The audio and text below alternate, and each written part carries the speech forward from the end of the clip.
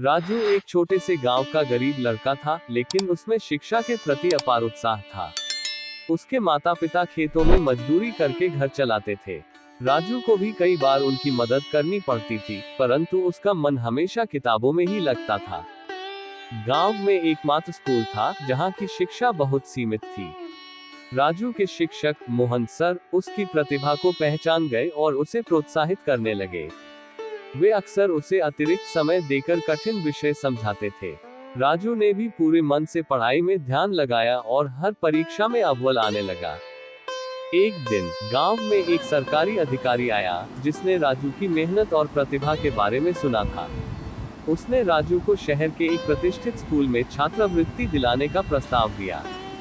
ये सुनकर राजू और उसके माता पिता की खुशी का ठिकाना नहीं रहा। शहर का जीवन आसान नहीं था। पढ़ाई के साथ साथ राजू को नई जगह और नए माहौल में ढलने में समय लगा। उसने दिन रात मेहनत की और पढ़ाई में अव्वल रहा। उसकी लगन और मेहनत ने उसे सफलता के शिखर पर पहुंचा दिया। कुछ वर्षों बाद राजू एक आईएएस अधिकारी बनकर अपने गांव वापस आया। उसके स्वागत के लिए पूरा गांव उमड़ पड़ा। उसके माता पिता की आंखों में गर्व के आंसू थे।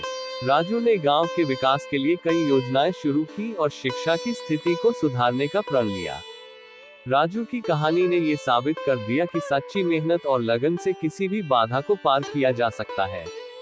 परिश्रम का फल मीठा होता है, बस हमें अपने सपनों को साकार करने के लिए निरंतर प्रयासरत रहना चाहिए।